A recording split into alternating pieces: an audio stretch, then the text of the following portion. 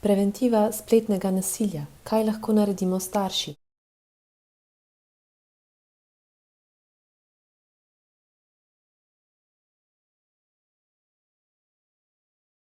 Čeprav je večina otrok in mladih v resničnem življenju previdnih, pa ob uporabi spletne kamere na previdnost pogosto pozabijo.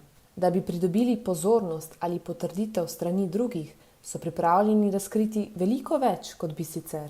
Potencialni povzročitelji kaznivih ravnanj jih na prijazen način prepričajo, da na posnetkih razkrivajo podatke o sebi, se snemajo goli ali pomanjkljivo oblečeni, sodelujejo v škodljivih izzivih in podobno.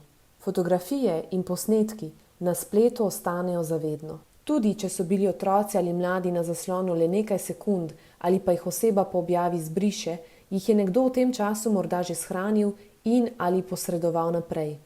Objavljene fotografije ali posnetki lahko izzovejo žaljive komentarje in vodijo v nadlegovanje, izsiljevanje in tako dalje. Pred snemanjem je potrebno vedno razmisliti, kaj in zakaj snemamo in ali objavljamo. To velja za starše, otroke in mlade. Če želimo s posnetkom zgolj ustreči drugim, je bolje, da se ne posnamemo oziroma snemamo. Pri snemanju je pomembno ozadje. Pazimo, kaj se vidi v ozadju posnetka, da ne razkrijemo naslova ali drugih informacij, za katere ne želimo, da jih vidijo vsi. Pred snemanjem in objavo fotografij ali posnetkov je potrebno pridobiti dovoljenje vseh oseb, ki so vidne na njih. Vprašajmo se, ali bi tujca povabili v prostor, kjer snemamo in mu v živo pokazali ali povedali stvari, ki so del posnetka. Če je naš odgovor ne, potem tega raje ne snemajmo in ne delimo.